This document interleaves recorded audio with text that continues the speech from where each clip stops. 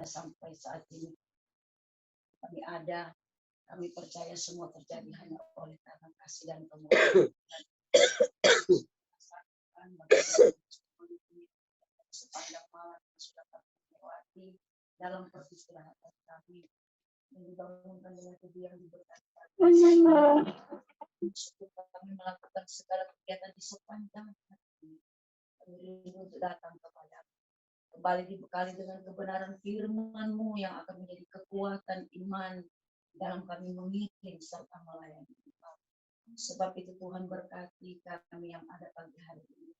Berkati anak-anak-Mu yang sempat mengikuti acara ibadah online pagi hari ini dimanapun mereka berada. Terlebih hamba-Mu yang Kau percayakan untuk melayani firman-Mu, biar Engkau berkati dan urapi. Pakai sesuai dengan kehendak-Mu. Sampaikan apa yang menjadi mau-Mu Tuhan dalam tiap-tiap kami. Sehingga firman-Mu dapat merubah serta memulihkan setiap keberadaan kami. Pikiran hati kami dibaharui untuk kami tetap hidup di dalam panggilan Tuhan. Segala bentuk pekerjaan iblis yang coba mengganggu jalannya acara ibadah kami hancurkan segala kekuatan kuasanya, panggil nama-Mu. Dalam nama Tuhan Yesus setan keluar dari.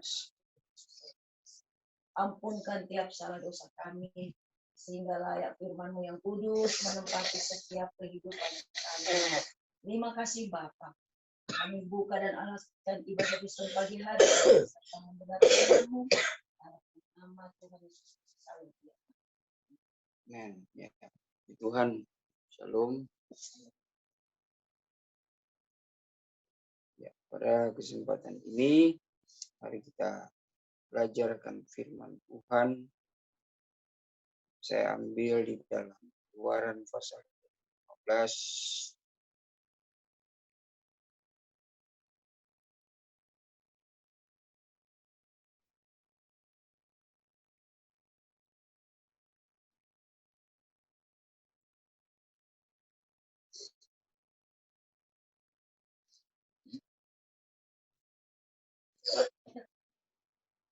Ayat yang ke-13.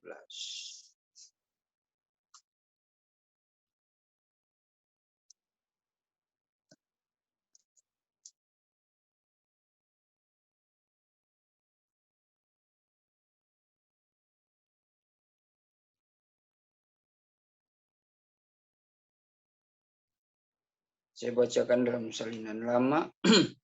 Demikianlah peri engkau menghantar akan orang banyak ini yang telah kau tebus oleh kemurahan-Mu.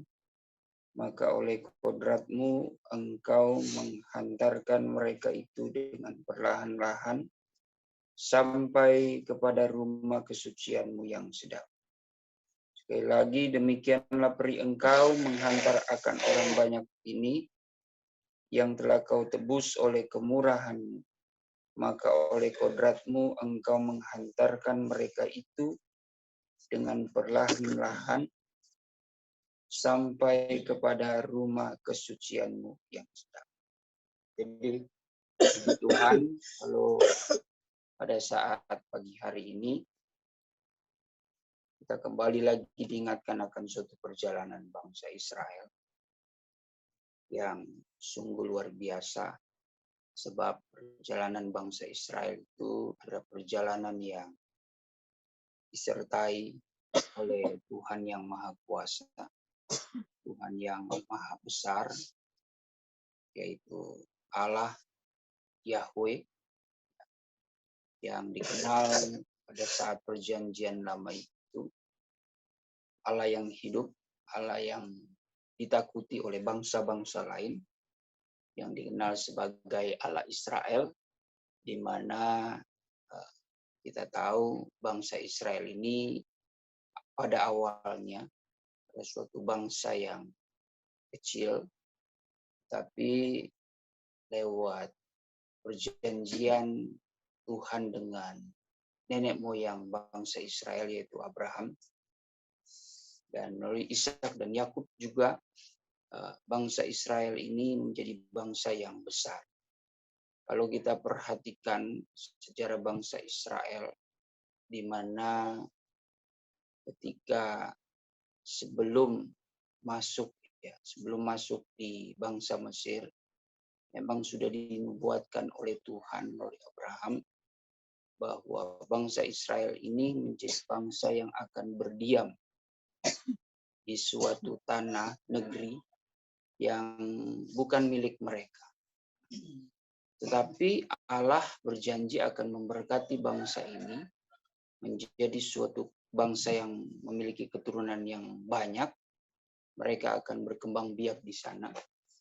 Tetapi Allah juga mengizinkan bangsa Israel ini akan mengalami penindasan di negeri orang lain.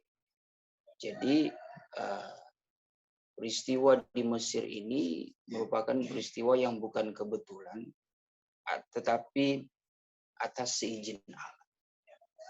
Dan itu menjadi tantangan bagi bangsa Israel yang menjadi generasi pada saat itu, yang Tuhan sudah menubuatkan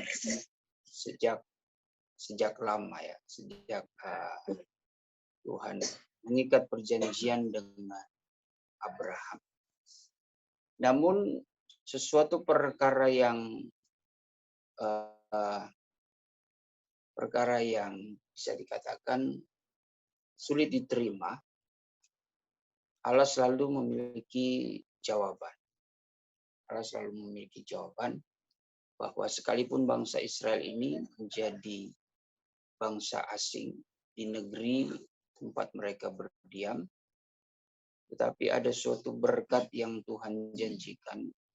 Yang pertama, mereka akan menjadi banyak di sana, di mana kurang lebih bangsa Israel itu di dalam perhitungan di kitab Bilangan ada 603.550 orang ya. Itu pun masih dihitung menurut laki-laki yang berumur 20 tahun ke atas, yang siap berperang, yang masih muda.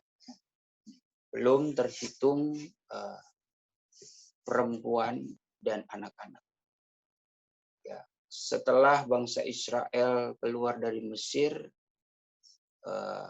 sampai seterusnya, ya bisa dikatakan bangsa Israel itu kurang lebih 3 juta jiwa, dan itu juga belum terhitung.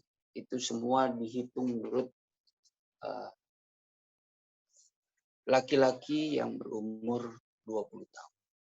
Jadi dengan berkembangnya bangsa Israel pada saat itu di bangsa Mesir, namun mereka di masa-masa kesesakan, di masa-masa penindasan. Semua itu memang sudah dikatakan jauh-jauh hari, mengingatkan kepada Abraham. Jadi rahasianya itu dipegang oleh Abraham, sehingga ketika sampai kepada turunan Ishak dan Yakub memiliki 90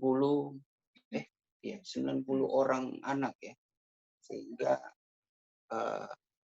dari 90 orang anak ini terciptalah 12 suku.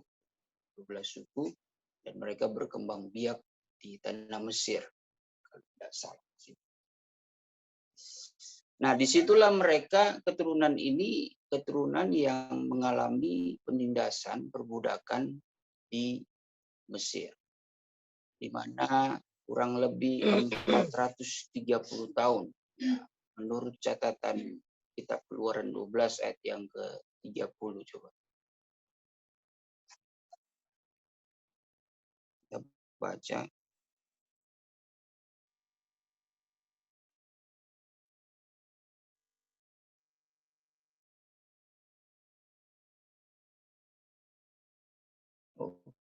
Kejadian pasalnya.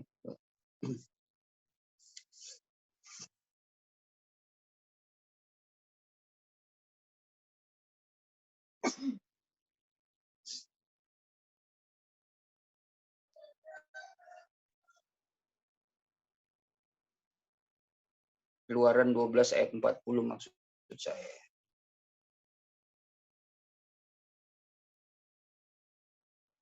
Ya, silakan baca 40-41. 40, lamanya orang Israel diam di Mesir adalah 430 tahun.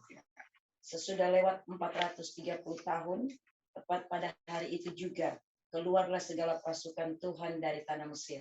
Ya, itu yang persis sekali yang sudah diingatkan, yang sudah disampaikan oleh Tuhan kepada Abraham. Ya.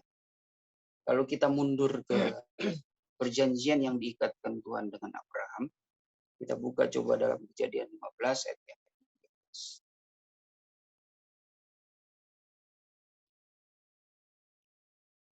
Ayat yang ke-13 sampai ayat yang ke-14.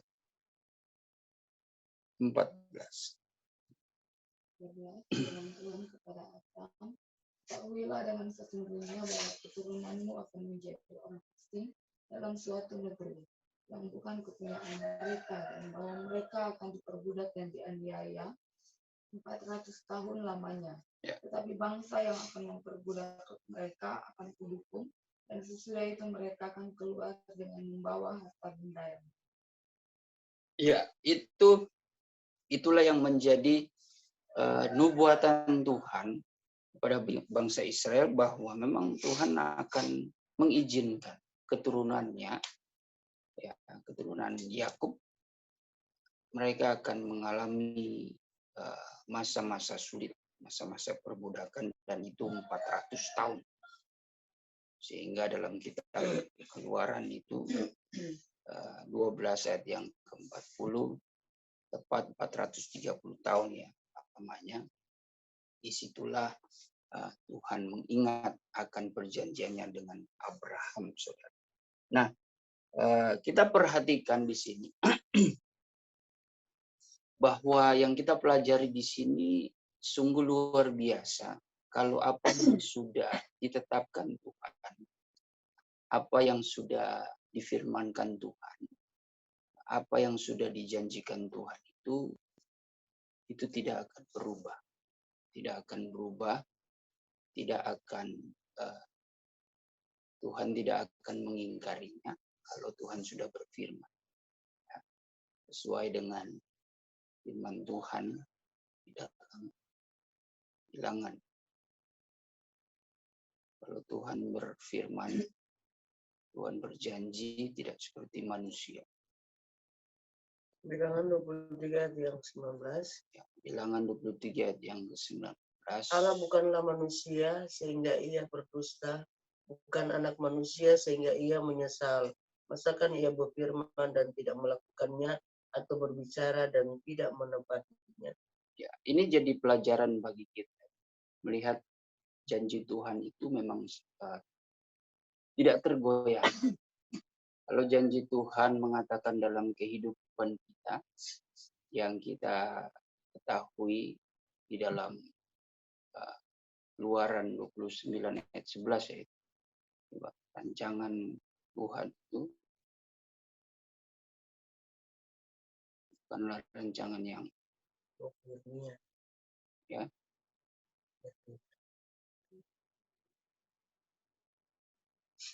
Ya, Yeremia 29 maksud saya. Bapakku ini mengetahui rancangan-rancangan apa yang ada kepadaku mengenai kamu. Demikianlah firman Tuhan, yaitu rancangan untuk memberikan kepadamu hari depan.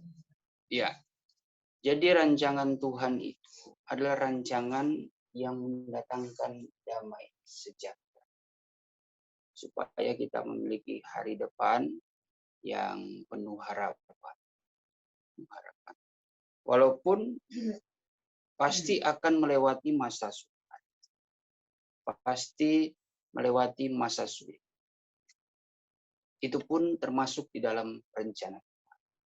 Supaya bangsa Israel, kalau kita renungkan baik-baik firman Tuhan, Tuhan mungkin mempunyai rancangan yang unik ya, yang dimana kalau kita selami, kalau hanya kita membaca situasi, membaca dengan tidak sungguh-sungguh, kalau kita tidak merenungkan sungguh-sungguh, mungkin banyak dari kita menganggap rencana Tuhan itu gagal.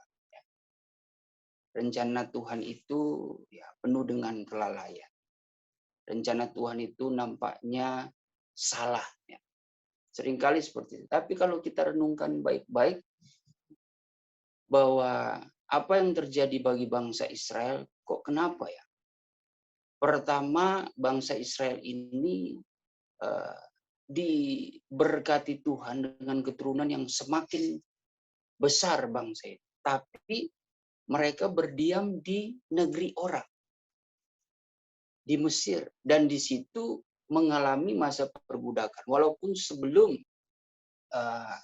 di masa Firaun itu memerintah ya, ketika bangsa Israel diperbudak, di situ kan terjadi kelaparan.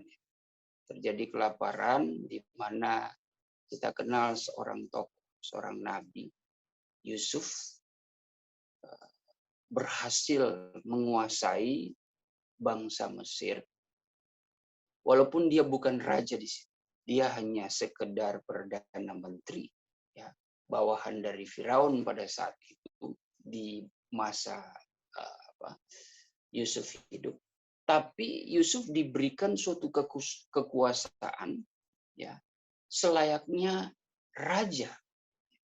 Selayaknya raja, karena Raja Firaun pada saat itu menyerahkan cincin. Cincin yang membuat dia memiliki posisi kepercayaan yang paling tinggi. Dan kita tahu proses Yusuf itu juga tidak mudah sampai di sana. Tetapi Yusuf walaupun Perdana Menteri, bisa dikatakan orang kedua atau ketiga di pemerintahan Firaun pada masa itu, namun dia berkuasa. Dia berkuasa karena hikmat yang dimilikinya, karena Allah menyertai. Kita belajar dari kehidupan Yusuf saja, ternyata itu pun merupakan orang-orang pilihan Tuhan yang mengangkat kehidupan bangsa pilihan Tuhan Israel, orang Ibrani, itu dikenal oleh bangsa Mesir. Ya, itu dikenal. Nah, sebenarnya dalam kehidupan kita juga, secara rohani, kita ini hidup di dalam dunia. Mesir menggambarkan dunia. Sedangkan orang-orang pilihan Tuhan itulah bangsa Israel. Kita menjadi orang percaya, sebenarnya kita dipercayakan di akhir zaman di dalam dunia. Mungkin kita bukan orang nomor satu. Ya. Bisa dikatakan kita di negeri di mana pemimpin kita itu orang yang tidak mengenal kebenaran. Tapi Tuhan bisa memakai orang-orang pilihan itu walaupun dia tidak punya kedudukan yang paling tinggi, tetapi mereka bisa dipakai Tuhan untuk diberikan kepercayaan oleh pemimpin penguasa di dunia ini untuk dapat mengendalikan ya, dunia ini. Bisa dipercayakan seperti itu. Ya mungkin kalau kita berpikir Tuhan izinkan seperti itu supaya orang-orang pilihan tidak menjadi sombong juga. Dan memang tujuannya orang pilihan Tuhan selama di dunia, ya Tuhan tidak akan, tidak mengizinkan mereka itu menjadi penguasa. Karena pada hakikatnya, penguasa, pembesar, pemerintah-pemerintah dunia yang halim di muka bumi ini, justru merekalah yang membunuh Yesus. Merekalah yang membunuh Yesus dan menyalibkan Tuhan Yesus. Jadi sepatutnya tidak diizinkan Tuhan untuk menjadi penguasa. Mungkin dalam kehidupan kita sehari-hari, saudara, kita tidak usah terlalu berambisius lah untuk menjadi pemimpin, entah dalam pekerjaan, dalam berorganisasi. Tapi percaya saja, mengikuti kalau memang Tuhan izinkan kita menjadi pemimpin dalam dunia pekerjaan, dalam kita berorganisasi, ya kalau Tuhan angkat, pasti Tuhan bela, saudara. dari segala aspek apapun. Dalam pekerjaan, kalau saudara dipercayakan untuk menjadi bos, ya puji Tuhan. Tapi kalau saudara tidak dipercayakan menjadi bos, namun saya percaya kalau kita memiliki hati yang suci, jujur seperti Yusuf, saudara tidak perlu menjadi seorang bos, tapi saudara memiliki kekuasaan lewat kepercayaan yang dipercayakan kepada saudara. Itu pun cara Tuhan mempromosikan kehidupan. Nggak usahlah cari-cari muka, cari-cari promosi, sudah. Ikuti saja kehendak. Kita belajar bersyukur. Yang penting di sini pelajarannya, kita percaya janji Tuhan, rencana Tuhan itu tidak pernah gagal. Indah dan datangkan damai sejahtera. Berarti kita harus tahu dan merenungkan, kita harus bersyukur. Ya, dalam hidup ini terkadang ekspektasi manusia, oh rencana Tuhan yang indah itu di mana keinginan kita tercapai. Kalau kita jadi pemimpin, kita jadi bos dalam perusahaan, itu baru disebut baru disebut rencana Tuhan itu indah. Padahal itu sebenarnya kemauan kita, ya. Seperti ada suatu kritik dari Stephen Tong, ya. Dia sebenarnya seorang Protestan Protestan Reform yang cukup tegas dan keras. Dia tidak menyukai gereja-gereja aliran Pentakosta. Bukan berarti Pentakostanya, bukan berarti istilah itu yang tidak dia sukai. Tapi ada suatu pemahaman yang keliru, yang tidak alkitabiah, yang dia temukan. Ya, entah dia observasi atau memantau orang-orang gereja-gereja aliran Pentakosta. Apalagi dia sangat sangat meragukan sekali ketika yang namanya bahasa roh yang terjadi di fenomena gereja Pentakosta. Ya, walaupun kita yang sudah mengenal pengajaran fenomena gereja aliran Pentakosta itu bahasa roh, baptisan roh itu terlalu berlebihan, ya, terlalu berlebihan. Puji Tuhan kita tahu rahasia pekerjaan roh. Karena ya fenomenanya pekerjaan roh itu yang berada di lingkaran gereja yang beraliran Pentakosta itu banyak yang tidak tertib, ya. Bahasa-bahasa mereka yang harusnya berbeda-beda tapi malah satu bahasa, ya. Mungkin sikalama-lama, sandalama-sandalama, itu semua bahkan mereka salah mengajarkan. Mereka pikir ada les bahasa roh, ada sekolah bahasa roh. Nah, itu udah salah. Nah, itu yang dikritik. Ya. Apalagi yang rebah-rebah seperti itu, ditiup langsung rebah. Nah, itu yang dikritik oleh Stephen Tong. Ya, dalam hal ini saya pun setuju. Wah, cukup keras dia, walaupun dia juga keras mengkritik pelayanan dari pemimpin Tiberias, ya, yang dimana bisa naik turun surga dengan mudahnya seperti itu. Waduh. Ya, terlepas dari kekurangan, karena dia juga mendasari kritik pendapat-pendapatnya juga itu alkitabiah, yaitu ada kebenarannya juga. Dia menulis buku, dia mengatakan bahwa di fenomena gereja aliran Pentakosta itu yang dikenal dengan praise and worship, ya, pujian dan penyembahan. Ada beberapa pujian yang dia suka, ya, tetapi banyak pujian-pujian yang tidak alkitabiah. Nah, dia sangat teliti kalau dalam hal itu. Banyak pujian-pujian yang kalimat-kalimatnya walaupun banyak nama Yesusnya, tapi sebenarnya pemaknaan dari lagu itu sebenarnya tidak memuliakan Tuhan. Bahkan banyak kali musik-musiknya itu musik-musik modern yang duniawi, ya, yang sifatnya duniawi, ya. Kita tahu di zaman sekarang anak-anak muda itu suka dengan musik-musik dugem, ya, musik-musik yang jedak-jeduk seperti itu. Apalagi musik-musik rock. Nah, itu Stephen Tong sepertinya anti sekali seperti itu. Anti sekali. Karena itu sudah bernuansa duniawi sekali. Walaupun sekali lagi liriknya itu ada nama Yesus dalamnya, tapi konsepnya itu tidak seperti itu. Dia katakan tidak. Bahkan dia tidak suka bagaimana kalimat-kalimatnya itu yang mengatakan Tuhan pasti menolong, Tuhan pasti memberkati saya. Tuhan akan memberkati keturunan saya. Apalagi doa Yabes itu.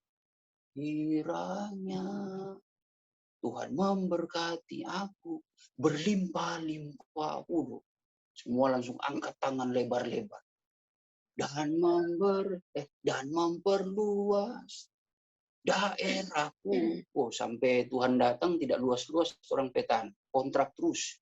Nah, tidak sesuai dengan apa yang kita lakukan. Nah, apakah kita serta-merta tidak bersama dengan firman Tuhan itu? Ya terkadang seperti kata Stephen, kalimat-kalimat seperti itu kalau dia katakan itu kalimat yang sebenarnya sudah membuat Tuhan itu seperti pembantu, menuntut Tuhan. Harusnya terbalik, Tuhan yang menuntut kita. Saya baca betul juga. Ya walaupun memang betul itu kalimat firman Tuhan, tapi terkadang kan pola pikir kita itu dalam janji Tuhan ini kita pegang teguh. Sehingga kita menuntut dan meyakini, amin, amin. Berlimpah-limpah. Semakin luas. Memperluas daerahku dan kiranya engkau memberkati aku. Berlimpah. Dan melindungi aku daripada malapetaka.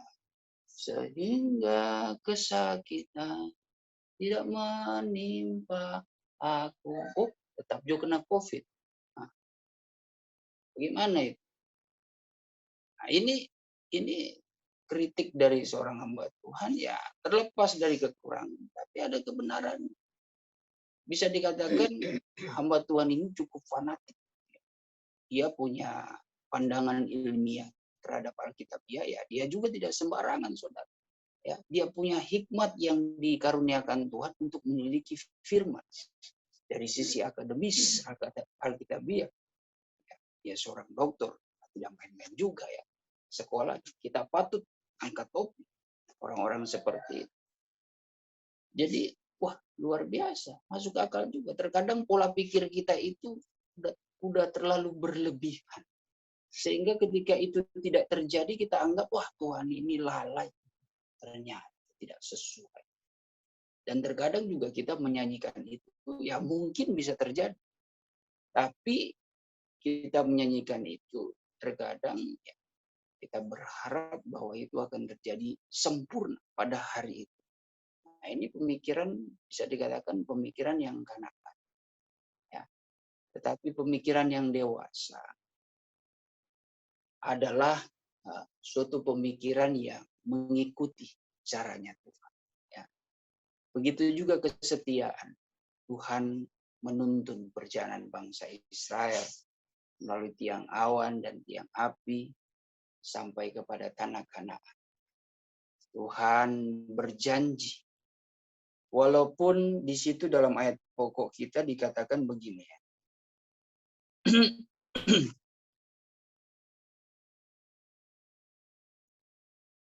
Demikian peri engkau menghantar akan orang banyak ini yang telah kau tebus oleh kemurahan. Nah, saudara telah baik-baik.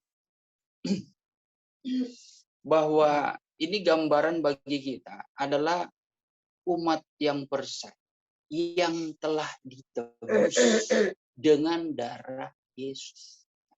Tebusan nyawa ini adalah tebusan karena kemurahan Tuhan. Ya udah, pertama-tama kita pahami, jangan banyak menuntutlah apa-apa. Tuhan sudah memberkati kita sebelum kita tahu, sebelum kita menuntut. Tidak perlu. Tuhanlah yang menuntut kehidupan kita dan Tuhan pun mau kita bersyukur. Ya berdoa saja, ya tetap berharap kepada Tuhan, tapi jangan berlebihan, gak usah lebay, saudara. Sehingga terlalu kita memikirkan perkara-perkara yang tinggi, ya, seperti Paulus mengajarkan, Jangan kau memikirkan perkara-perkara yang tinggi melebihi kapasitas iman. Ya, coba kita buka itu Roma 12 ya. Roma 12.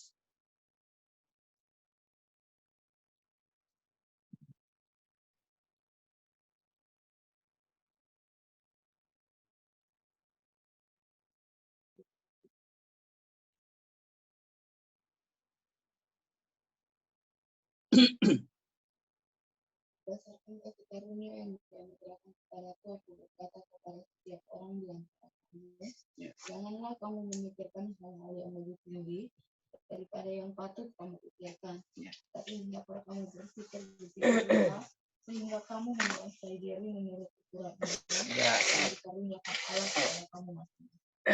Jadi dikatakan dalam salinan lama, janganlah menyangkakan dirinya berlebih-lebihan. Kalau salinan lama jangan berlebih-lebihan. Daripada sangka yang patut ya, perkiraan yang sepatutnya ya. Melainkan hendaklah ia menyangka dengan pikiran yang sempurna, sekadar bahagian iman yang dibagikan Allah kepada masing-masing. Salinan baru, janganlah kamu memikirkan hal-hal yang lebih tinggi daripada yang patut kamu pikirkan, tetapi hendaklah kamu berpikir begitu rupa, sehingga kamu menguasai diri menurut ukuran iman yang dikaruniakan Allah kepada kamu masing-masing. Jadi iman itu membuat kita dapat mengendalikan keinginan. Itulah orang beriman. Makanya ciri khas orang beriman itu kan sebenarnya iman yang berbuah kebenaran. Nah, buah-buah kebenaran itulah buah roh. Di situ ada buah pertobatan, ada buah pelayanan, dan ada buah roh. Wah, itu luar biasa. Ketiga buah ini itu saya percaya betul-betul karakter orang beriman.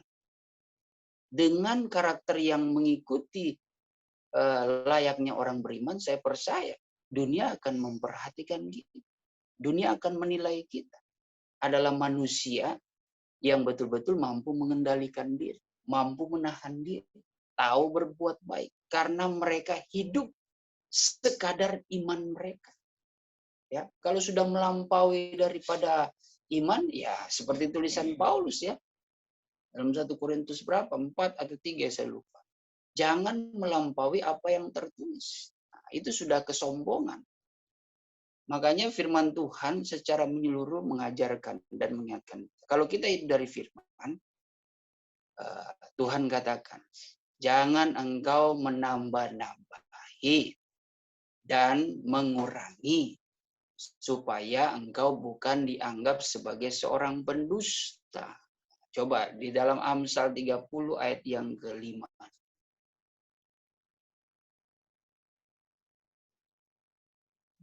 Semua firman Allah adalah murni. Ya.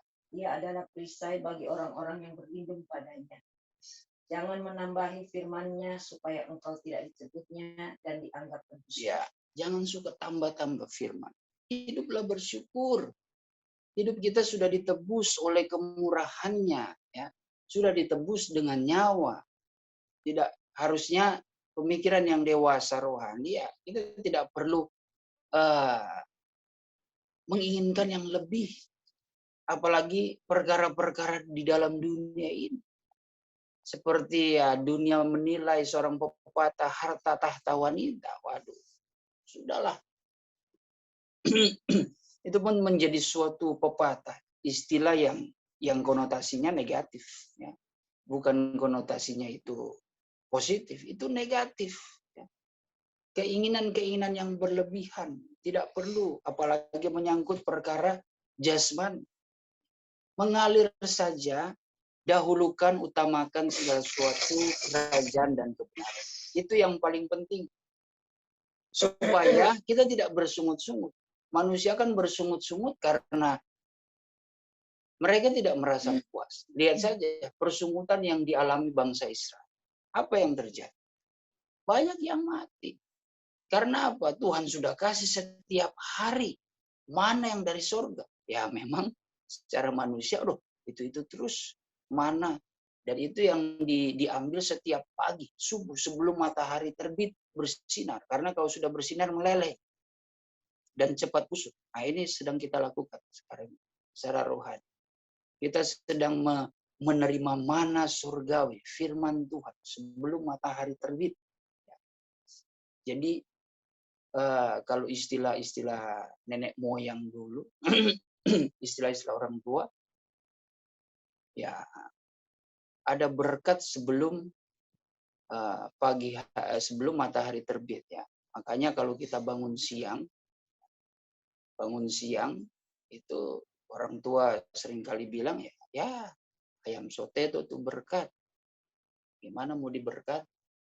Saya tidak tahu itu bagaimana memaknai itu, apa hubungannya berkat dengan ayam soteto. Tapi itu kan seperti ya ungkapan ya, istilah-istilah supaya anak-anaknya dulu itu bangun pagi. Ya. Bangun pagi. Ya. Walaupun sepertinya tidak ada kaitannya dengan ayam. Kita tidak hidup dengan ayam ya. Apa hubungannya berkat kita itu dengan ayam yang mematuk berkat kita. Artinya artinya begini ya. Mungkin terkadang ayam lebih dulu bangun dari kita. Bahkan ayam yang kasih bangun sama kita. Ya walaupun firman Tuhan juga ayam yang bikin sadar Petrus. Nah, hati-hati. Jadi terkadang hidup kita ini ya dalam kitab Amsal Tuhan pun mengizinkan kita belajar kepada semut. Ya. Kalau untuk pemalas ya belajar kepada semut. Kalau kita pemalas belajar kepada semut. Tapi kan kebenarannya realitanya tidak mungkin kita mau ajak bicara itu semut. BV, bagaimana itu cara supaya orang tidak malas, supaya kerja tidak malas. Tidak mungkin kita bercerita dengan hewan. Tapi ini soal derajat yang sebenarnya perbandingan yang cukup tajam. Ya. Ketika manusia dibandingkan dengan hewan itu suatu hal yang tidak wajar. Itu suatu teguran keras. Kita tahu Tuhan Yesus katakan pernah bahwa jangan berikan mutiara itu kepada anjing dan babi. Itu sebenarnya gambar teguran yang keras ya, walaupun sifatnya itu seperti perumpamaan, tapi itu sindiran yang tajam kepada bangsa Israel yang bebal, khususnya kepada ahli-ahli Taurat. Sebab mereka itu sudah diberikan mutiara firman, dipercayakan untuk meneruskan kebenaran Taurat, tapi pada kenyataannya mereka justru mempermainkan firman. Kehidupan mereka tidak sesuai dengan firman. Hidup mereka menjadi fasik. Nah, sebenarnya seolah-olah di situ maknanya adalah Tuhan menyesal. Memberikan mutiara itu, yang seharusnya mutiara itu hanya dimiliki oleh manusia, bukan hewan. Petrus pun dengan ilham roh, ya Petrus dengan ilham roh pun mengajarkan, menggambarkan orang fasik. Orang yang sudah mengenal kebenaran, artinya orang yang sudah menerima mutiara, barang berharga. Tapi dia berbalik lagi. Wah, itu kan dia sama-sama saja tidak menghargai mutiara itu, barang yang berharga. Firman Tuhan jauh lebih berharga, lebih daripada emas dan perak. Ya, intan permata, lebih dari semua itu. Kekayaan-kekayaan materi lebih dari semua itu. Karena kekayaan materi tidak bisa menjamin jiwa kita, nyawa kita nanti. Yang menjamin adalah kebenaran firman Tuhan. Nah, terbukti kok orang yang hidup dalam firman Tuhan, ya walaupun bumi dan langit itu berlalu, tetapi firman Tuhan, orang-orang yang hidup dengan firman tidak akan berlalu. Dia akan hidup kekal selama-lamanya. Tuhan tidak menulis orang yang kaya, orang yang memiliki intan permata, emas dan perak, itu tidak akan berlalu. Bukan seperti itu. Nah, disinilah kita harus mengerti kehidupan kita sampai saat ini adalah kehidupan yang ada dalam kesetiaan Tuhan. Ya, kita tidak pernah tahu rencana Tuhan di hari depan seperti apa. Ya, dunia mau tak putar balik bagaimana bentuknya. Ya, COVID saya dengar juga akan ada lagi, akan bermutasi. Kemarin saya dengar di daerah Cina, ya, muncul lagi COVID-19 bukan COVID-19, COVID-22, COVID-22. Nah, ini seolah-olah walaupun saya cuma hanya menerka-nerka, kita aja COVID-19 udah gelisah. Nanti belum lagi COVID-21, 22, 23, 24. Nah, kita tidak tahu. Bayangkan kalau orang mungkin hanya berspekulasi COVID sampai seri yang ke 1021. Sampai 7-10 turunan itu masih merasakan indahnya hidup bersama virus. Ya. Mungkin kita tidak tahu seperti apa. Tapi yang terpenting di sini, bagaimana hidup kita itu tetap dalam kemurahan. Seperti yang dikatakan dalam ayat pokok kita,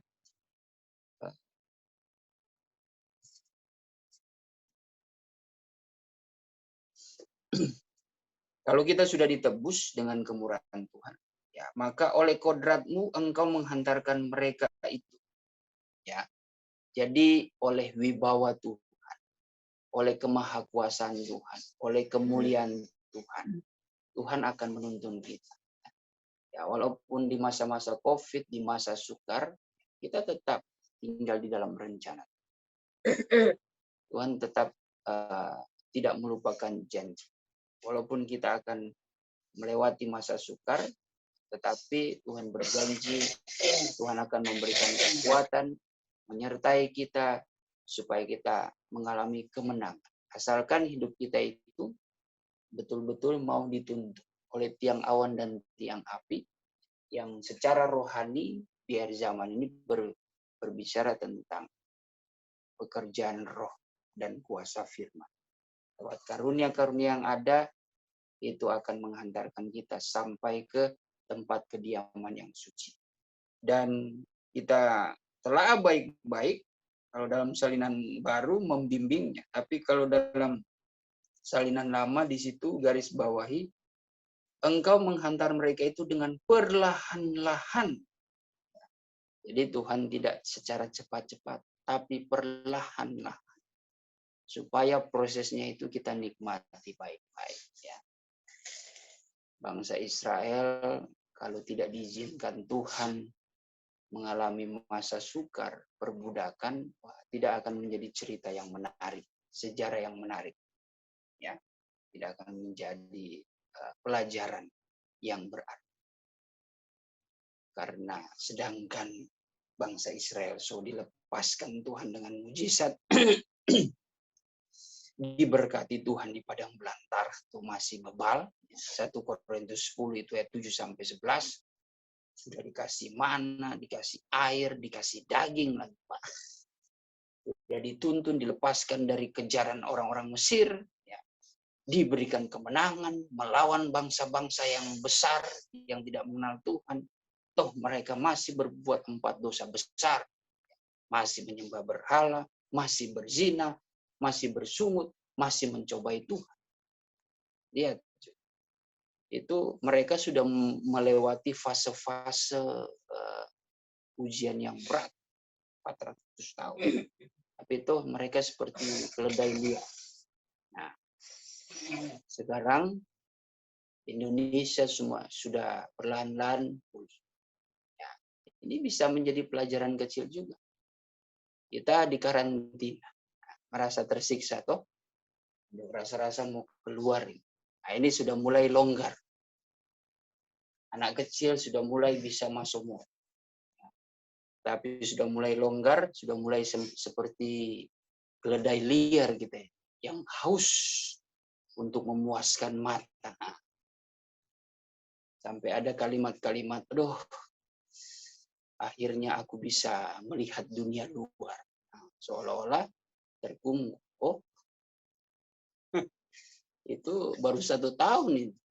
1 tahun, 2 tahun. Belum 430 tahun. Ya bayangkan 430 tahun terkungkung, turunan datang kepada turunan, ya ketika diberikan kenyamanan, lihat. Tapi Tuhan menuntun. Tuhan ingatkan itu. Artinya bangsa Israel bisa berpikir, oh itu karena COVID ini, kan kita sudah belajar melewati. Ada hikmahnya. supaya ya kita jangan terlalu bebas di luar, tapi mungkin ada suatu persekutuan ya, bersama keluarga.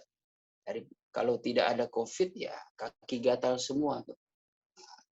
Nah, akhirnya mungkin sebelum ada COVID Tuhan tegur, aduh masih kaki gatal. Akhirnya Tuhan izinkan kasih jauh COVID. Akhirnya pemerintah buat aturan yang membuat kita terpaksa ya, menikmati rumah bagaikan tahanan yang mengurung kita setahun 2 tahun. Itu pun udah mengeluh seperti bangsa Israel. Bangsa Israel wajar 430 tahun mereka berteriak, "Oh Tuhan, tolong lepaskan kami." Nah, orang ini COVID baru bulan Maret 2 bulan sudah bersyukur, "Tuhan, saya percaya badai ini akan berlalu, melepaskan kita dari cengkram, dari COVID." Nah, itu kita berpikir, wah, terkadang kelihatan bagus. Tapi ya, apakah dengan Tuhan memberikan kebebasan, kita ini bisa mengendalikan diri? Sekarang sudah mulai longgar, sudah mulai liar. Sudah mulai berimprovisasi. Sudah lupa lagi. Seolah-olah seperti apa? Ya, keledai liar yang lepas dari kandang. Seperti kijang rusak yang bersukaria, terbebas. Jangan sampai kita seperti itu. Kita harus tetap berwibawa. Kita harus tetap menghadapi dengan penuh ucapan syukur. Jangan cuma di masa pandemi itu orang sungguh-sungguh mencari Tuhan. Setelah solonggar, waduh, kembali lagi. Ya, kita melupakan Tuhan. Padahal di masa pandemi kita berdoa, Tuhan, tolong saya percaya Engkau akan memulihkan keadaan kami. Supaya kami bersungguh-sungguh, kami lebih setia lagi. Kita lihat. Kalau tidak, jangan salahkan Tuhan. Ya, yang terpenting di sini kesetiaan Tuhan. Memimpin umat yang percaya, saya dan saudara. Saya percaya ya, selama kita hidup di dalam firman Tuhan, janji Tuhan itu ya dan amin.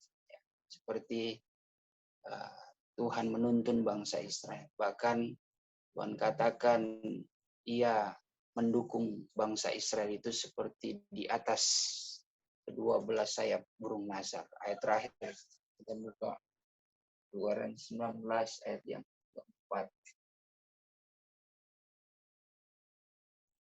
Ayat 4.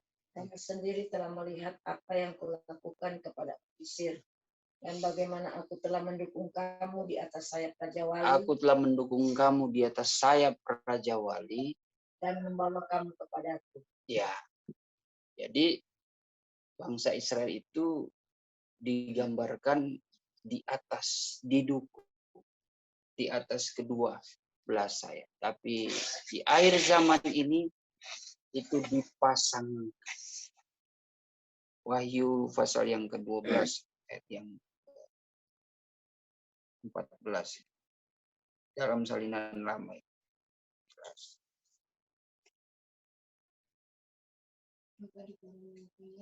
Maka dikaruniakanlah kepada perempuan itu kedua sayap burung nasar. Jadi dikaruniakan. Itu diberikan, dipakaikan kepada kita. Sayap burung nasar itu, perempuan di sini menggambarkan gereja ya. Gereja yang sempurna yang akan disingkirkan. Jadi kalau gereja tidak sempurna tidak akan disingkirkan. Gereja yang sudah lahir baru, ya. Gereja yang ditebus oleh kemurahan Tuhan, oleh darah Kristus yang sudah dibeli dan disempurnakan, itulah yang akan dipasangkan. Dipasangkan kedua sayap burung nasar itu berbicara tentang firman dan roh. Makanya Alex harus kalau mau nanti disingkirkan di masa sukar, kedatangan Tuhan kalau mau terangkat, harus cari itu Roh Kudus. Ya, mungkin toh burung dapat terbang itu cuma satu sayap. Kalau burung itu ya naturnya dua sayap. Itu gambaran gereja kalau mau diangkat Tuhan, mengalami keangkatan gereja, mau tersingkir dari zaman antikris, usahakanlah untuk memperoleh baptisan roh. Supaya mana ada dikaruniakan sayap untuk terbang. Nah itu gambarannya, kiasannya seperti itu. Tapi kalau cuma memiliki firman, cuma satu itu tidak cukup. Harus dua. Sebab itu dua hal yang dibutuhkan gereja ya. Firman dan Roh Kudus. Terus supaya Dia terbang, supaya ia dapat terbang kepada Nugantara Ya. tempatnya. Yaitu tempat ia dipeliharakan di dalam satu masa dan 2 masa dan setengah masa lamanya, jauh daripada mata ular. ya 1 masa, 2 masa dan setengah masa lamanya ini jadi 3,5 masa. Ini menggambarkan 3,5 tahun zaman antikris, gereja yang terpilih, yang dikaruniakan, yang dipasangkan kedua sayap burung Nazar yang berbicara gereja yang sudah sampai kepada anugerah-anugerah roh, memiliki kuasa firman, mereka akan dipelihara di awan-awan. Ya. Kalau digambar itu gereja berpesta di awan-awan, tetapi gereja yang tertinggal, ya itulah benih yang tertinggal. Coba di ayat yang ke-17. Maka naiklah marah naga itu Ya, akan perempuan itu, lalu pergi memerangi benih perempuan itu yang lagi tinggal, ya, yaitu segala orang yang menurut hukum Allah serta berpegang kepada Yesus. ya. Kenapa ke orang yang menurut hukum-hukum Allah berpegang kepada kesaksian Yesus? Karena rahasianya di Ibrani 6 itu, kita itu harus melangsungkan kesempurnaan. Jangan hanya berdiam sampai di kesaksian saja. Tapi bagaimana kita melakukan kehendak Tuhan? Ini orang-orang Yahudi yang masih berpegang kepada Taurat. Ya. Taurat yang mendatangkan hukuman. Tetapi harus beralih kepada perkembangan yang penuh, langsungkan kepada kesempurnaan, yaitu hidup sampai memiliki anugerah roh dan berlimpah-limpah dalam buah kebenaran. Itu standarnya, bukan sampai hanya di kesaksian Yesus. Jadi ya sangat mengajarkan kita bahwa naiklah marah naga. Jadi kurang lebih kalau kita lihat di gambar, naga yang berperang di sorga itu dicampakkan. Mereka kalah sehingga dicampakkan ke bumi, jatuh ke bumi dengan antek-antek, dengan malaikat-malaikatnya. Naga marah, ya, marah dilampiaskan kepada gereja yang tertinggal.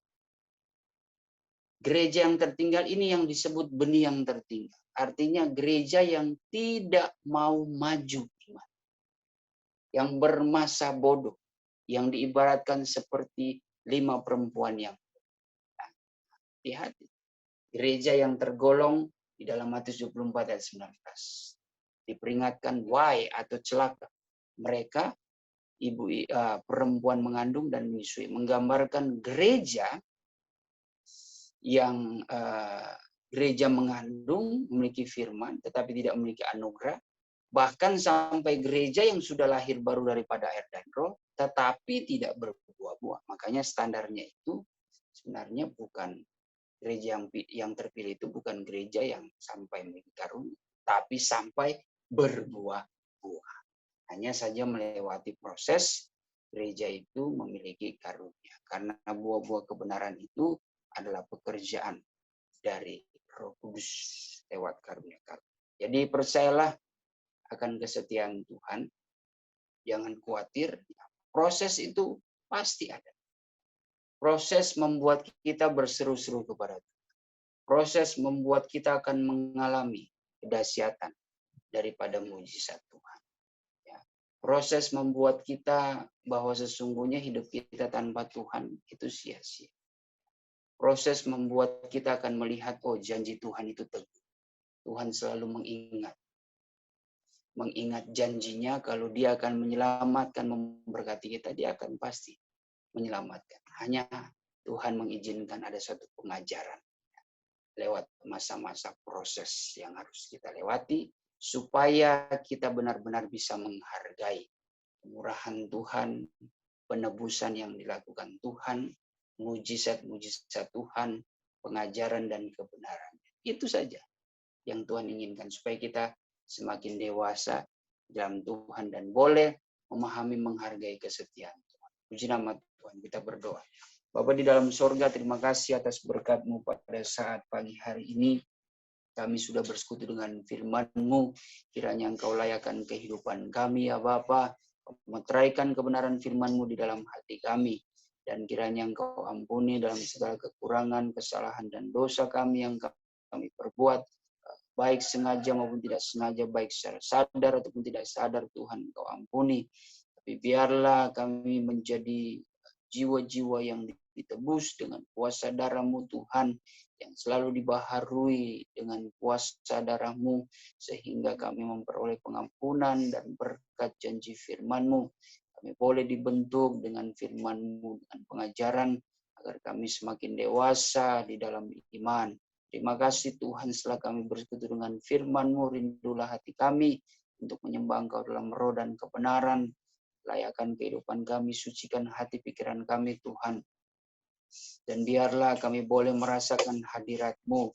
Segala bentuk kuasa kegelapan yang mengganggu, mengintimidasi pikiran, perasaan kami tatkala kami menyembah, kami tolak, hancurkan pekerjaan iblis itu hanya di dalam nama Tuhan Yesus Kristus. Setan iblis kau keluar. Darah Tuhan yang berkuasa, terima kasih Tuhan, kami siap menyembah Engkau dalam nama Tuhan Yesus Kristus. Haleluya. Ku sembah, ku sembahkan Engkau yang lain. Sembahkan, sembahkan,